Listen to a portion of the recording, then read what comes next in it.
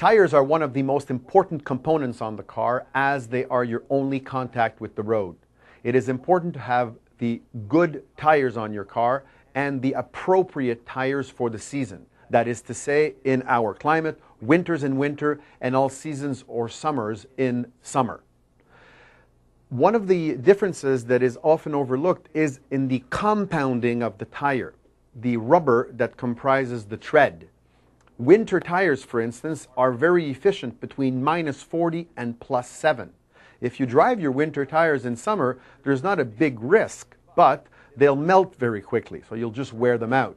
All seasons are efficient between -15 and +25. So if you're driving in very, very cold conditions, -25, -30, your all seasons become extremely hard and don't afford you the amount of grip that they would if it would be a little warmer. Summers are efficient between +7 and +35.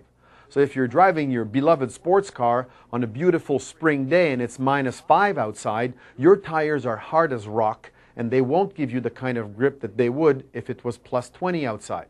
Just be aware of that. Now, tires all have something in common. They need air. And it seems that we don't get that message in North America, as 90% of the cars driven on the road have at least one underinflated tire on the car. And the consequences of underinflation are threefold. First of all, the risk of explosion. The tire belt package gets overheated and the risk of delamination is very high. Secondly, if you have to react to an emergency and your tires are underinflated, they will react very sluggishly. So the risks are higher. And finally, if your tire is not properly inflated, your risk of aquaplaning or snow surfing is very, very high. So keep your tires inflated. It is extremely important. It is suggested that you should check tire pressure every 30 days cold. That is to say, before leaving your house. Only 2 kilometers of driving will change the tire pressure inside. And while you're checking your tire pressures, why not check the spare and make sure that the spare could be of use to you?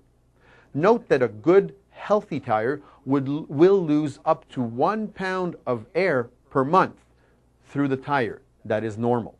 Another thing that should not be overlooked is tire age. You shouldn't be driving on tires that are over 6 years old.